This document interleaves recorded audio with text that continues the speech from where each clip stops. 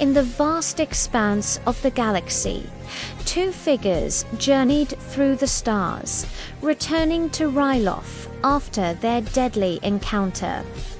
Kira looked into the empty void of space, longing for safety.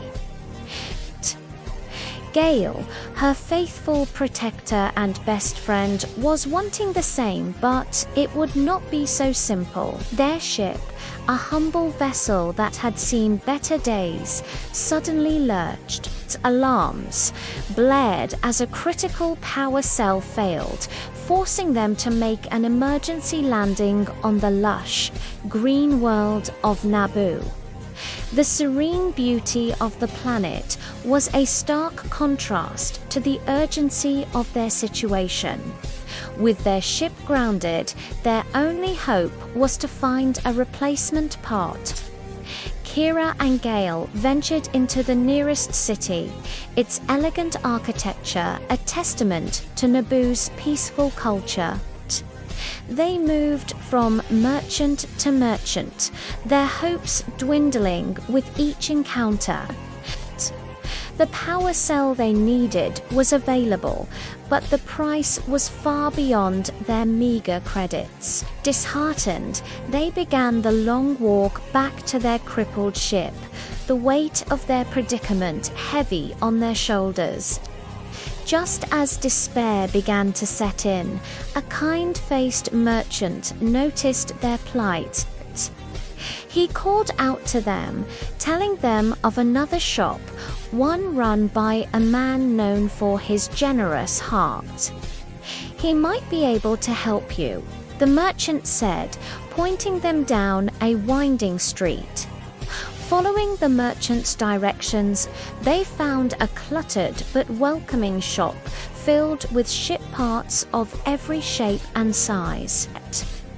As they stepped inside, a small, polished droid whirred to life, greeting them with a series of cheerful beeps. A moment later, the owner emerged from the back, a warm smile on his face. He welcomed them graciously, but Kira felt compelled to be honest. "Sir," she began, "we need a power cell, but we don't have enough credits to pay for it." The owner's smile faded, replaced by a look of deep concern, but not for the reason they expected. He looked at them, his eyes pleading. "I might have a proposition for you," he said. The owner explained that his son had been taken by a group of ruthless thugs. He had owed them money, a debt he had already paid, but they had taken his son anyway, holding him for a ransom he couldn't afford. His voice trembled with a mixture of fear and rage. "If you can bring him back to me," he said, his gaze locking onto theirs, "the power cell is yours. No charge." Without a moment's hesitation, Kira and Gale agreed.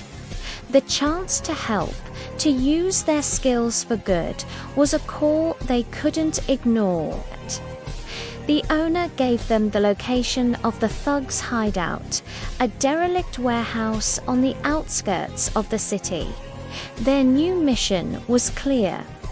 Under the dimming Naboo sky, Kira and Gale approached the warehouse. The air was thick with tension.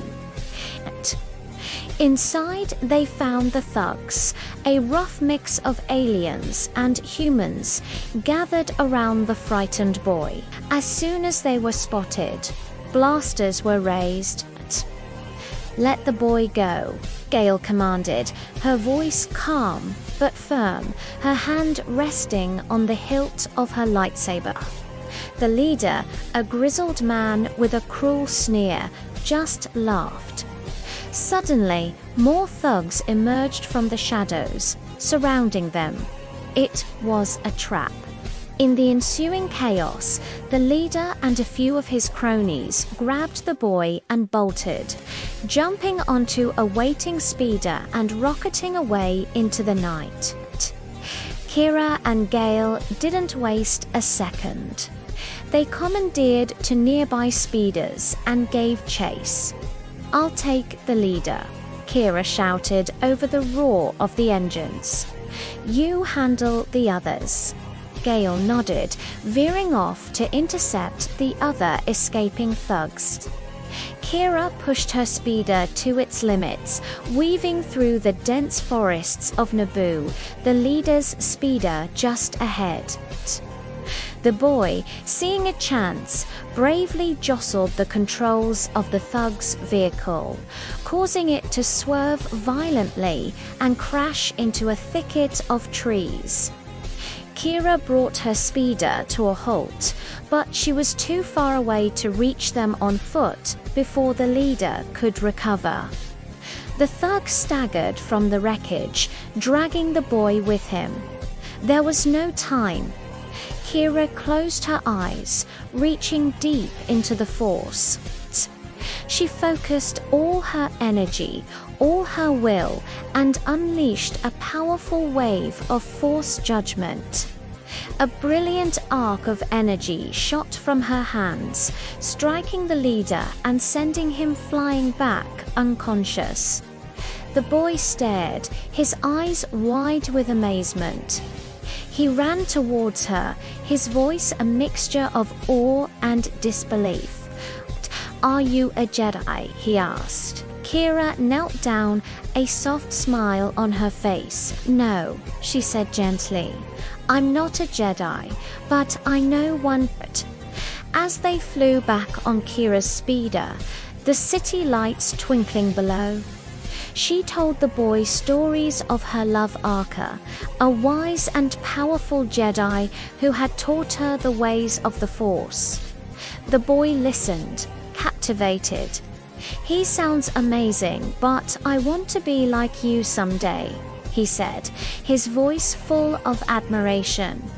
Kira looked at him, surprised. "Why is that?" she asked. He looked up at her, his expression earnest. "Because you're brave and strong and beautiful," he said simply. Kira felt a warmth spread through her chest. She smiled at his innocent words. Back at the shop, Gale was already there, having dealt with the other thugs. The reunion between the owner and his son was emotional, filled with tears and heartfelt thanks.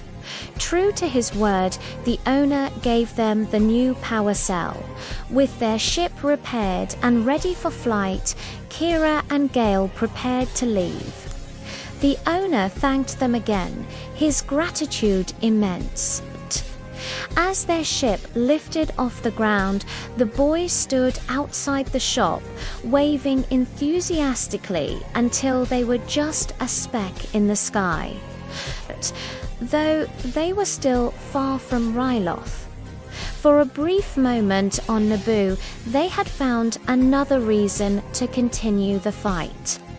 A reminder that even in the darkest corners of the galaxy, a single act of kindness could light the way. Thanks for watching, and don't forget to subscribe and follow on TikTok for more adventures.